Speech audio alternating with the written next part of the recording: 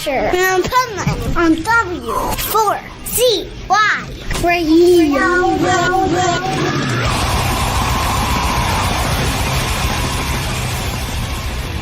Watching and waiting, searching for something that never walks into the light. The darkness is never a place to be lonely. Demons are really destroyed. This is the Pipeman here on the Adventures of Pipeman W4CY Radio. And what a great interview we're going to do today, because I'm in Costa Rica, and I put my surfing aside because this band has some great new music. And then, you know, we're going across the pond to talk about it. And I got to tell you, the first thing before I introduce our guest that drew my attention, besides knowing the band from way back when, is the headline I saw in the press release that said, "More comes out swinging, pumping fistfuls of metal as Destructor album launches." Man, that is like the best press release headline ever. So now we got welcome to the show, Baz from More. How are you? I'm fine, thanks very much, and thank you for the interest in our band. That's all I can say. Yeah. Now, is it true? Okay, I read that this album finally being released had 10 different titles till the final one. Well, several, yes. You know, because we were going to call it Requiem originally because of all the artists that have been passing away. Yeah. And the second track was written with that in mind. But as we went on and things developed, one track stood out that we all loved playing, which was Destructor. It's got that edge to it, you know, it's a really nice number. So, yeah, it went through various stages, and in the end, we decided on Destructor because we thought it would be a very good title. But I love several tracks on that album, especially Wolf Behind Your Eyes. I love that track as well. So it was a very difficult decision in the end, but we stuck with Destructor. Well, I got to tell you, I love the name, first of all. But second of all, I had like kind of a flashback when I was listening to this, because like of good times back when, you know, and I was like, man, I love the fact when bands come out with new music after a long period of time, and yeah, it's modernized, but it doesn't change who they are. That's and right. I think this does that. Yeah, but we've not only got new stuff on there, we try to link it back to the old band as well. There was a track from the 1980s. I'm trying to think what it is now. That one was More. That's right, the track More. We demoed that back in the 80s. Right. So we had that. And then there's two tracks from 2000, which were done with Kenny. And that was Scream and My Obsession. We demoed them as well. So we tried to bring it through the ages to where we are now and to include everything. But it's a nice mix. But the stuff is still heavy and very riff-based, very new woman. And yeah, we love it. Well, here's what I love about it. Okay, so a lot of new bands nowadays, because there's so much metal out there now compared to back in our days, back in the 80s, you know, that it's almost like metal is doing what we were against back then, and they're like using a formula to make metal music. Yeah. And I didn't get that at all with this album. It's like, that's why I love it so much. It's like, it's just musicianship and just great metal without like a script, for lack of a better way of saying it. That's what I look at it, is the new music, they're using a script or an algebraic equation to make the music. Well, we do it. Well, we do our music in a certain way, but a lot of bands, there is just a competition between the guitars and the vocals and everybody's, and that doesn't work. You know, it really doesn't. You've got to give your vocals space. You've got to give your instruments space, and it works. You know, yeah. Yeah, we have got our own formula, but it's a very simple one. It's very basic, and it works. So now, what made you release this album now in 2026? Well, it's actually, 2025, 2026. What made you do this now? Well, it was basically down to problems that we couldn't release it before. First of all, Chris passing away. Yeah. That was not the time to release it. It really was not. No doubt. And we, Dave Ross and myself, we actually went into the studio, and after a couple of months after he passed away, and helped the family to break down the studio, and Dave sold all the gear for them. He did a sterling job. And then after the dust had settled, we sat down and said, well, what should we do, And then we had to put a band together without Chris, which was good enough to promote the album. Because just before Chris died, Mike Freeland left the band because he couldn't tour, due to personal problems. So we went through so many vocalists, trying to get somebody that can sing those vocals. And it took us ages to try and find a vocalist. We went through several, as I say. And eventually Mike came back to the band. And that was the point where we thought, right, we can now think about putting out the album. Because we had we had the old band back together without Chris. Unfortunately, Dave left, and we got another guy in on guitar. But yeah, it was being able to promote the album properly and have a band there that was capable of doing it, which we actually got now. So that's good. And then what we did, once we were in a state to look at getting the album put out, I had a word with Chris's widow, Jane Tsangarides, a very lovely lady, that Chris has spoken to a guy called Dan McConomy, remanaging the band, etc., before he passed away. And Jane was still in contact with him, so I asked whether she could mention whether he would still be interested in managing the band, and that we got the album to put out. And after due deliberation, he came on board, and from there things took off. And he's done a brilliant job in actually managing the whole thing and masterminded it from there on. And that is the story, the basic story on it, and that's where we are today.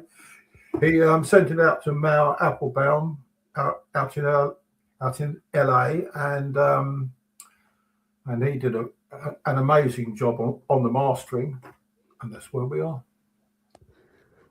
So now, do you think that maybe from somewhere in the universe that you were led by Chris to find this USB drive that had the tracks? Well, I can tell you what happened there. When we were breaking down the studio, he had a radar system that he did his recording on. Now, I'm a technophobe, but even Dave didn't understand how the radar system worked. But we knew three guys from a band called Blind Tiger who were going to come into the studio, and they understood the system. So while they were there, they went through everything that was on the radar system, and they found the album for us, and they downloaded it onto a USB stick for us. Wow. And I've still got that in my house now. Nice. I've only had copies and sent out copies. That one I've still got. And this here that I'm sitting in, this is the chair that Chris sat in at his desk in the studio. So he's here with us on the interview now, I take it. Yeah, all the time. Yeah. I love it. I love it, and he's probably really proud of this final rendition of the album. I hope so. Yeah. He was such a nice, humble man. He really was. And he loved playing. That's always great to hear. That's always great to hear. And to pay such homage to somebody like that was so important to the band, I think putting this album is the best way you could pay homage to him, my opinion. And we had to do it the right way, you know, and Dan coming on board, yes, he's doing Chris proud. I love it. So now that we've done this and we have some amazing music, thank you very much. Is there more coming from more? Exactly, yeah. Yeah, but I've been in the band since 1982, so it's been a long time coming. Yeah. Yeah. Is there anything else that you guys are gonna start doing now that we've put this album out? Like, well, are there any other plans? Well, there are plans. We started writing for the next one. Peter and I have started writing stuff. We did so last weekend, I think. Yes, it was last weekend. We started writing new material for another album, and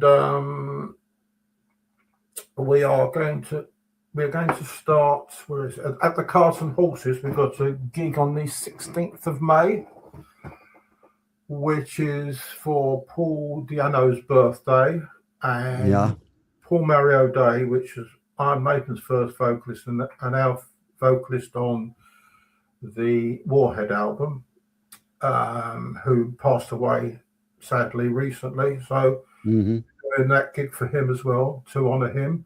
That's on the 16th of May. Then from there on, we're going to get as many gigs as we can.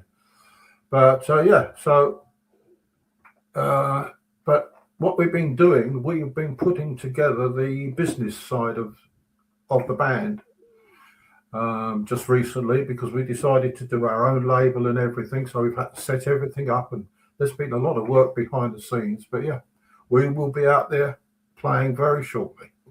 Very cool. Well, this summer, I'll be doing media coverage at Download and Bloodstock. So I'm just putting this out there for them. They need to put you guys on the bill of both those festivals. Well, I hope so. I'll be there. No, I'd love to do that. But yeah, as many festivals as we can get on. We did a few before Christmas.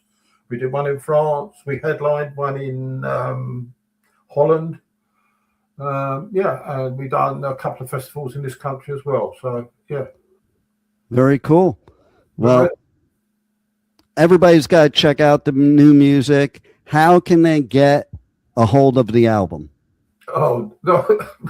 Go on our website and our Facebook page, and you will find the links on there. That's all I can say. I'm not a technical person, but no, you can get all the links on our Facebook page. I think what the Facebook page is now. You don't even have to worry about it, because what we're going to do is I'm going to tell the listeners right now that if they check the show notes of this interview, we'll list the links for your website, for your Facebook. They can go check it out. You've done it for me. There you go. There it is. And just look at that artwork. Okay, I'm all about artwork. That's some badass artwork. That's right. It is, yeah. It's got some punch, the album, I'll tell you that.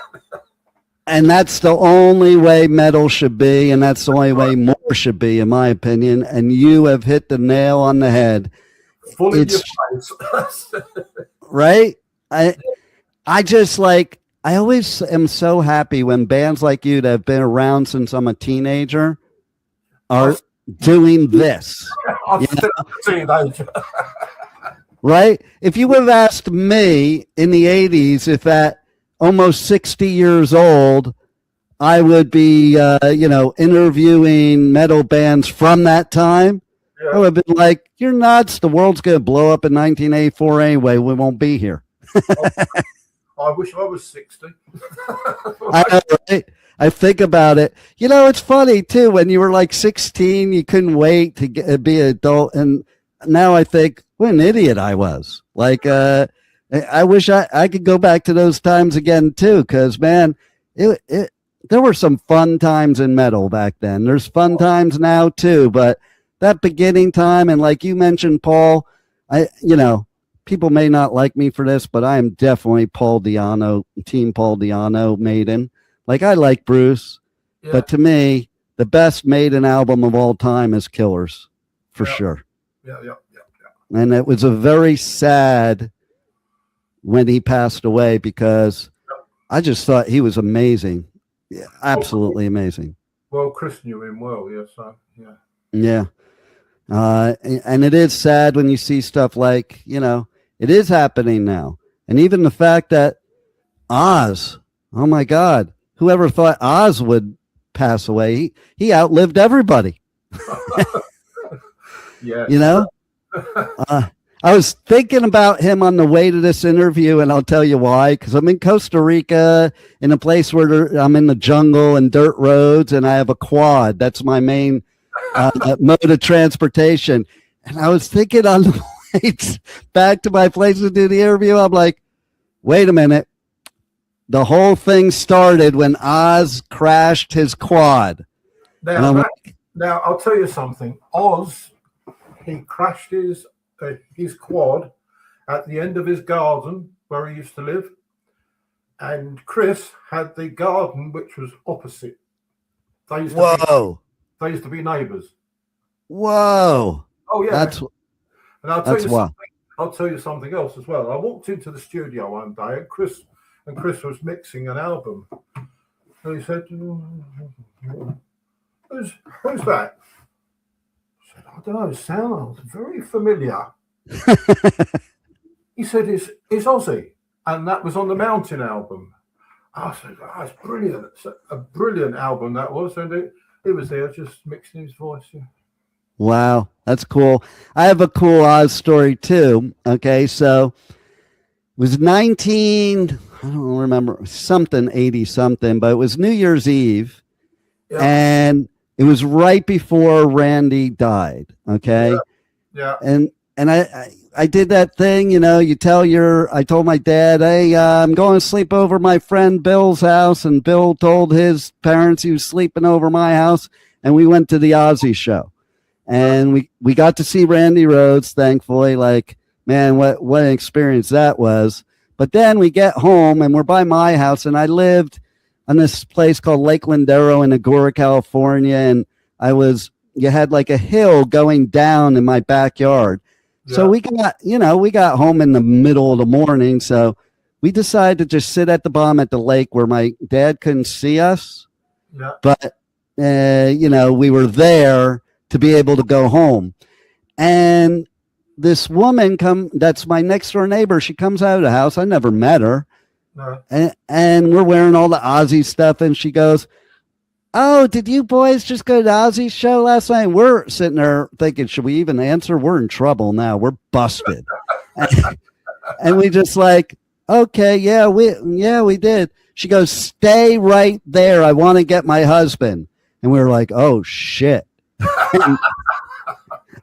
He comes out, invites us up to his house. Yeah. Brings us, he's got a studio in his house. It was wall-to-wall cassette tapes. And it turned out he was Ozzy's promoter. No. Like, who knew? Lived right next door to me. And so he gave us all kinds of swag. And then he handed me this cassette tape. Yeah. He said, this band is not in the U.S. yet, but they're going to be huge in the next 6 months. And I listened to the first song, and you'll know exactly who I'm talking about when I say this. And I just heard this big scratch of it. It was like, la, doo, da, dee, na, na. And then this big scratch in the record and the scream, the Udo scream. It was as fast as a shark by Accept. And they weren't even in the U.S. yet. We were so cool with all our friends. We're like, check out this music. And boom, then the rest of that story. Well, so, Accept's manager used to be Moore's first manager as well. Accept's first manager was Moore's first manager. Wow. Look at all the connections, right? And when Randy Rhoads died, a guy called Bernie Tormey took his place. I remember. And we used to rehearse at his studio until he died. Me, Chris, and the rest of the band. Wow. So check this out. That year that I saw Randy, yeah. I actually saw Ozzy with two other guitarists. It wasn't Bernie either.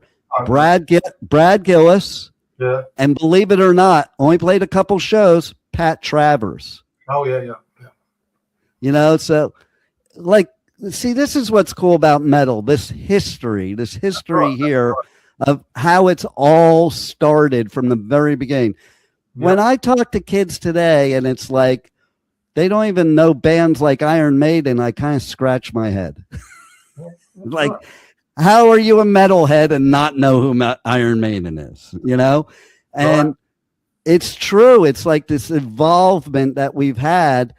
And thank God for bands like you, because if it weren't for bands like you, we wouldn't have metal today. Well, the gig we're doing in May, I think it's the 16th or 12th, something like that, is the Iron Maiden pub. And it's called that because that is where Iron Maiden started. And, wow. Oh, yeah. It's a great place. It's called the Cart and Horses. So look it up. It's on a. I've heard of that place. Yeah, I've heard of. Yeah, that's where we're playing. We're playing with Air Force, a brilliant band. That's nice. So be a good gig. Very cool. I think everybody should check it out. Yeah, I have a funny Maiden story too. Where I live, I don't know if you noticed, but Nico lives right near me because I'm in South Florida is where I live. Yeah. And so I was dating this girl. There's this club, very small. It's like a little bar. Yeah. And it's in Fort Lauderdale and it's called Cheers. Yeah. And they have bands play there, like cover bands. And then they have like this thing called karaoke. It's like punk rock karaoke. And one day she was outside the place and she calls me up and she's like, man, there's this really good Maiden cover band playing. And then she walked inside and she calls me back. She's like, holy shit, it is Iron Maiden. And, you know, they were warming up for a tour. So they were playing this little bar, like where nobody knew they were playing. That's so, right. Well, Moore went on tour with them before I joined, unfortunately. But yeah, they were out on the tours with Maiden. Yeah. Nice. Well, is there anything else you want to share with our listeners about the album that we haven't covered already? Well, I don't know. I don't think so. I think we covered it all, right? I think we have, yeah. Well, just look out for us because we'll be out there. We want to get over to the Americas as soon as we can. Yeah, let's get you on some festivals here. I cover all the Danny Wimmer festivals, so I'm yelling out to him. He needs to put more on the lineups for 2027. I've never been to the States, and I want to come there. And both my children have been over there, but I haven't. So. Well, come on over. We want you here. Good. And you know what? Thanks for making us such great music and continuing this legacy. And thanks for being on the Adventures of Pipeman.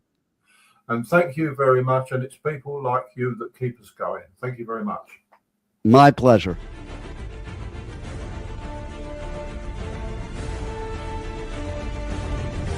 Thank you for listening to the Adventures of Pipeman on W4CY Radio.